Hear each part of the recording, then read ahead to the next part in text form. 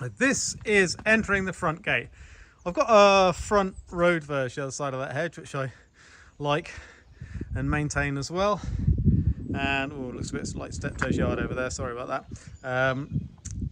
But I've also got a little bit of land over there which is in development as well. But let's just concentrate on this main part of the garden as well. I've got about 1/3 of an acre plot, I think. Got these stunning primroses. Because I've been here 3.5 years. It was just grass. I'll put up some stills of what it looked like before. The guy was in here for, I don't know, 20 odd years. He wasn't much of a gardener. There's a little bit of an ornamental patch in the center of the shot there. But I've taken that over a bit. So it was just grass. I let the grass grow. All I did for the first year was just let it go. We've got a really lovely big anthill there. We've got another one, center of shot there. All I did was just let the garden grow. Just let it do what it wanted to do. We had primroses in it immediately.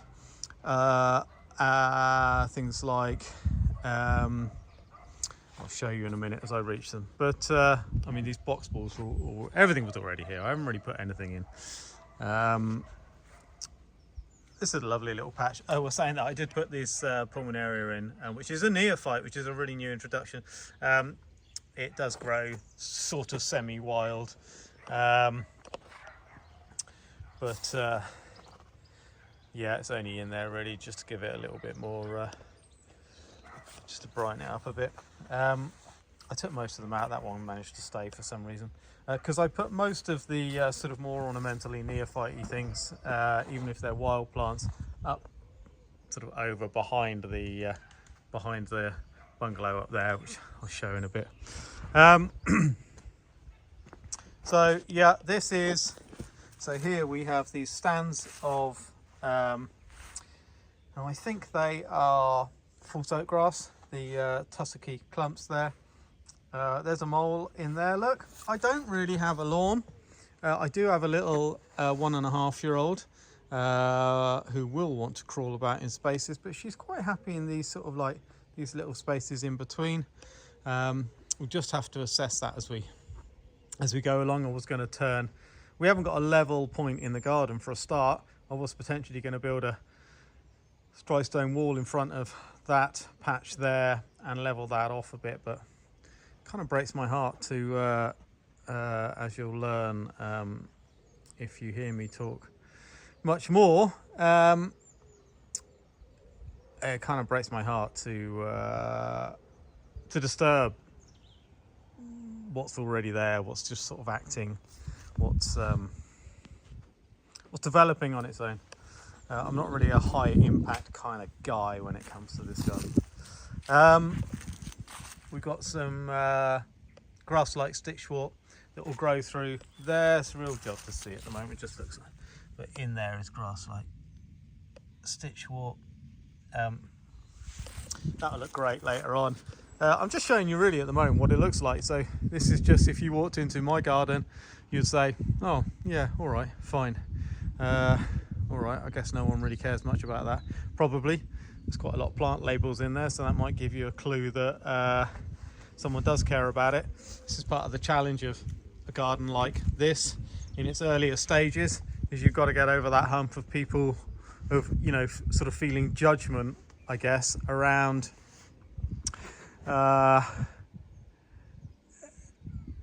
everyone's expectations of what a garden has been for the last 100 years, and everything that comes with that in terms of neatness, tidiness. That's the same thing, isn't it? Year-round gardening. You know, a garden like this in winter, I probably in, you know, by the sort of 6th, 7th year, we'll have a garden that you think, you know, I'll have added in enough variety of plants, or, you know, we'll have managed to get to grow enough variety of plants that will give the winter a little bit more texture. But, you know, actually the British countryside is pretty calm, pretty mellow, pretty subdued in winter, and I'm happy with that. You know, how much do we use our gardens that much in winter? My lead is being taken by nature, so actually trying to make a really sort of showy garden in winter isn't really the right direction for me. And I love it. I love this. I love these tussocks. I love looking at the tussocks of grass and you know, the birds snuffling about in them. And again, another molehill down here. The moles have managed to actually stay off of my path, but it wouldn't matter, because if they dug a hole in my path, I would just,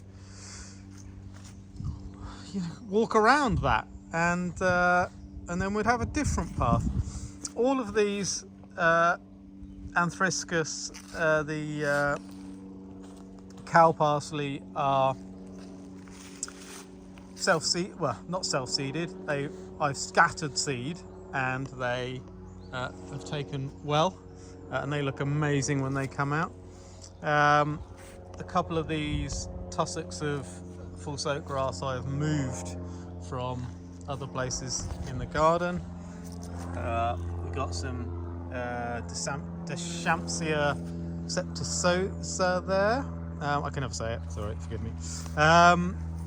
This red campion actually still has a flower in it. That flowered from, I'm not sure when red campion starts flowering, let me say June. That was flowering at Christmas, and that's still got a flower on it. It's incredible. And red campion is one of the most beautiful wildflowers. Now, you know, some problems we have are, if you see them as problems, are ground elder. Ground elder dies off pretty well in winter, so it's not, you know, once you've got ground elder, it's not like, oh my gosh, it's there all the time. And this was sort of mainly nettles and things in here, so when you take the nettles out, that leaves a space to be occupied by something like ground elder, and it does, and it will. And you know, I'm still in a sort of fairly early experimental stage of seeing what's going to happen with that. When we get to the other part of the garden, I'll show you why I don't particularly want it going up into that grassland. But if it does, it does, and we'll work with it. There's not a lot I can do about it. I mean, I don't want to dig it all out. I don't want to spray it. It's part of the natural system. It's a British wild plant, and it'll be an education on how, I think probably when we've got enough other plants in there, then it will just become part of the system. I said that last year, it was very strong, but we just haven't got enough other plants to go along with it, so that it just becomes part of that sort of natural matrix of plants that you have. So any sort of ground here that I've put grass clippings over this and trying to keep it down. I will do that again. Actually, today I think I'm going to mow, not that it's very long, but remow those pathways. But throughout the season, I try and just subdue it a little bit. But now this has also got celandine mixed up with the ground elder, which I don't really want to subdue. So I want to let that celandine flower. Celandines are really beautiful for a start, but they also have a relationship with violet oil beetles, of which I do have in the garden, whereby violet oil beetle has this sort of complex life cycle where it mates and then burrows down into the ground, overwinters, comes up the next spring, I think I'm saying this right, lays its eggs, the eggs hatch, they hang on to, they go on to the celandine flowers. I think they're called something like triangulins, because they have these little clawy feet, and they hang on to solitary bees. So they hang on to everything, but they really want to hang on to solitary bees, and they go into solitary bees' nest, and then they eat all of the eggs and larvae of the solitary bee, and then they mate, and then the whole system starts again. Life cycle starts again. Like I say, we have them in the garden, which is incredibly exciting. They're an amazing looking beetle, and actually 4 out of the 8 British violet oil beetle species are extinct. So we only have 4 species left. I think violet oil beetle might be one of the more common one of those 4, but they're not particularly common anyway. And they're really amazing, so glad to have them. That is hogweed again. That was broadcasted seed from me. We've got some snowdrop in there, which looks really nice and helps the system kind of, helps it look like a, I don't know. I guess it's a slightly more conventional, so that's a nod towards being able to, someone being able to see it as a garden. It's actually a neophyte. It's a newly introduced plant into Britain. This old cherry tree is really, really diseased actually, to be honest, but it does still flower, and I just let the branches fall off literally wherever they fall and just let them add to the soil.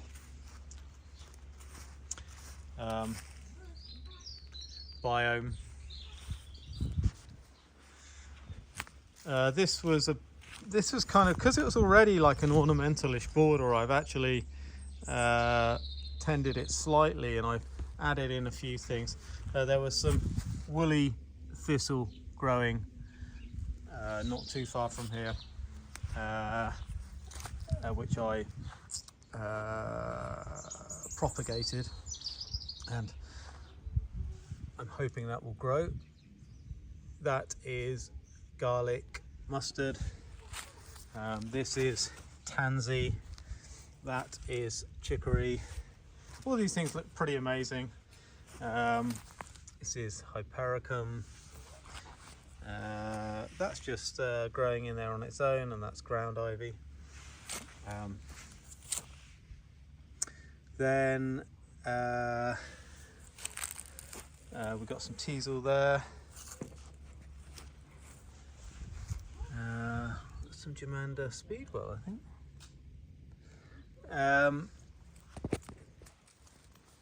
That's Stevie the dog.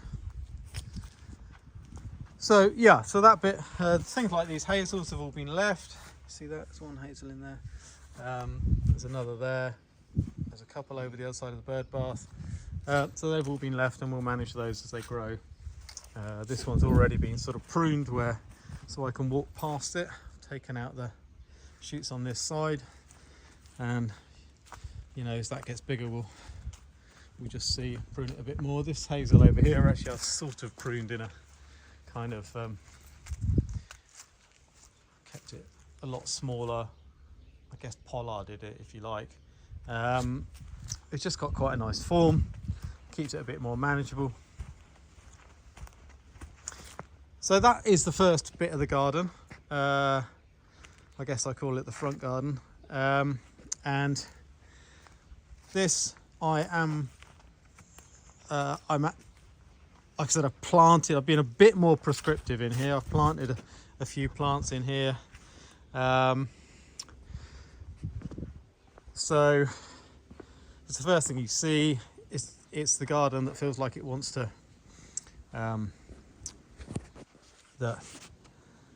just sort of feels it more at home with being developed a little bit more. As we get into the back, that's wilder, and I don't want really to plant any plants in there. I want it to develop through seed, ideally naturally occurring seed, but introduced seed as well, and that seed might come from here, but it might also come from where I collect it in the wild.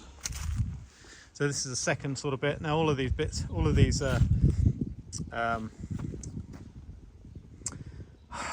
dead stems are hogweed. We've got a lot of hogweed. This was all nettle along the side of the hedge. I am cutting this hedge back hard. Now, ideally for nature, I'd let it grow much bigger, but I have that Stevie the dog, as you saw earlier, and I need to put a stock fence in, and I don't want the stock fence to be all the way out on the outside of the hedge. So I'm cutting the hedge back hard and then putting the stock fence in, then I'll let it grow out again. So this is mainly cocksfoot grass. It was just a lawn.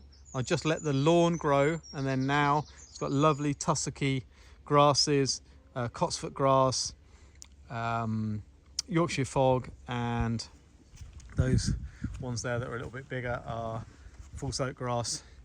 All of those grasses, especially the cocksfoot grass, are incredible for larval food plants. Cocksfoot grass supports 7 butterflies. It's a primary larval food plant, primary caterpillar food plant for 7 butterflies. We've got loads of ivy in there, and arum lily, more hogweed. We've got lovely red campion in here. It's just started to come out alongside that. Those arum lilies in there. More molehills. I'm really pleased to get moles because we didn't have any here. Everyone in the village seemed to have molehills. We didn't seem to get any because we've got the road on one side, and then we've got a wall on the other side going up to a garden, going up to the field. So they never seem to be able to get in here.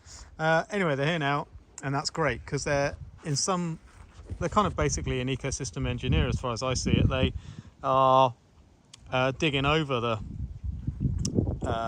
bringing seed up from below.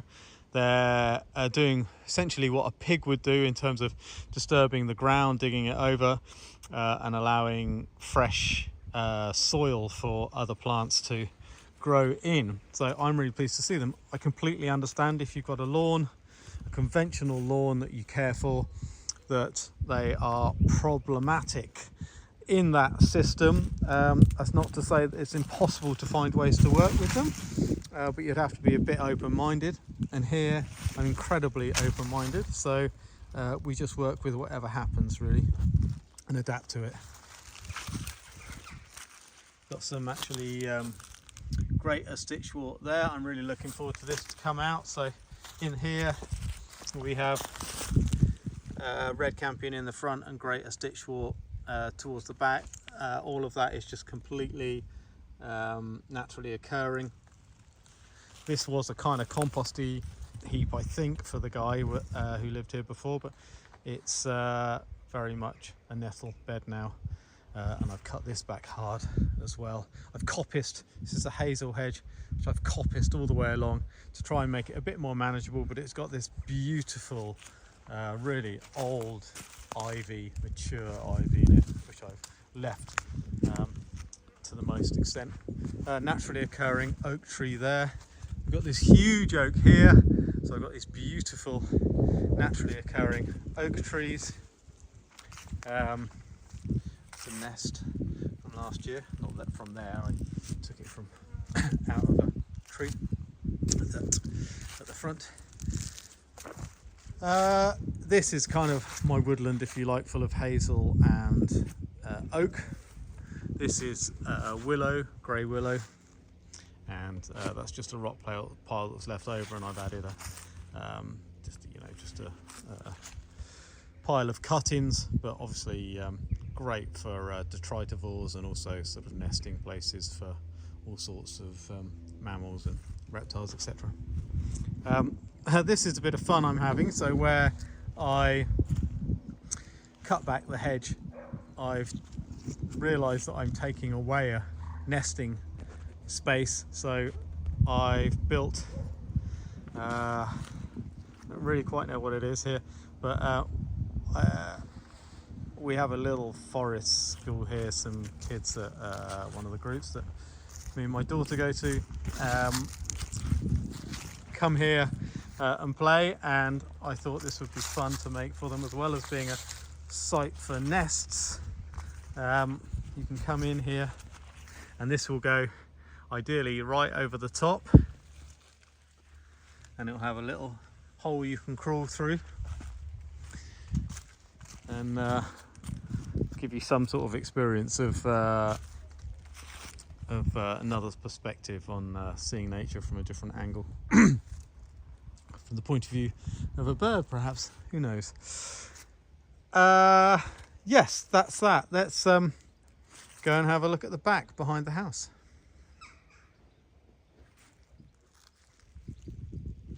So heading towards big rhododendron ponticum. Controversial, I know, but it was here when I got here, and I'm not going to take it out because I love it, because I'm a gardener, and it's really beautiful and gives a structure, and it's not spreading, so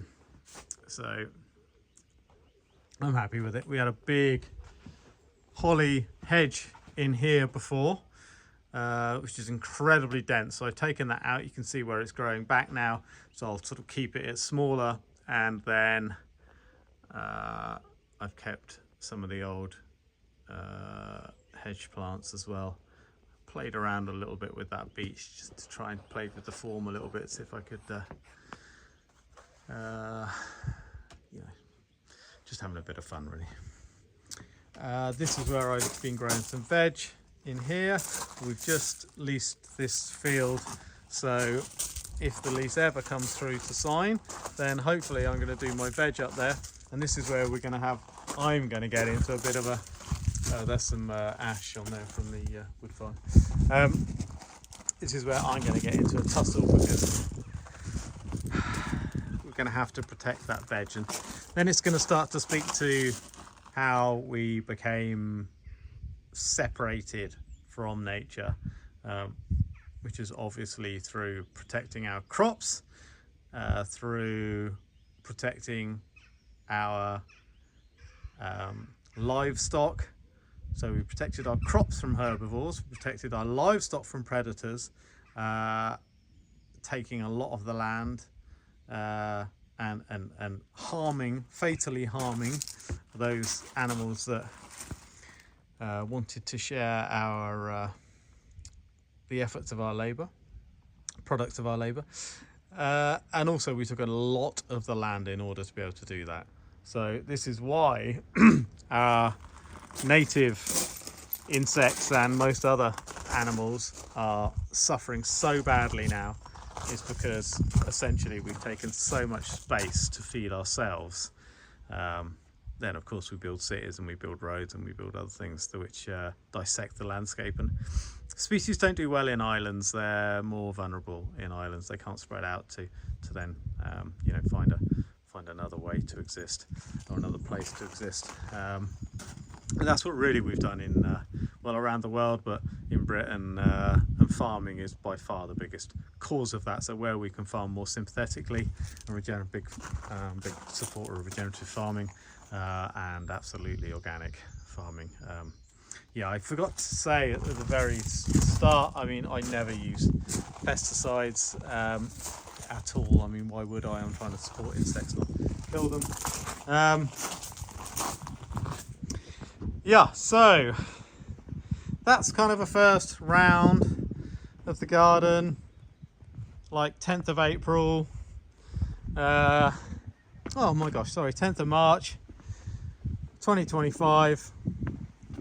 I'll post as the garden develops, and try and explain my methods, and yeah, we can just all together kind of hopefully share the challenges and enjoy the process. Things like this, so Stevie digging in there, thinking she's smelling voles, probably is smelling voles. I don't mind that either, because that also acts, that's almost exactly like the rootling of a wild boar. On that, bye bye, speak later.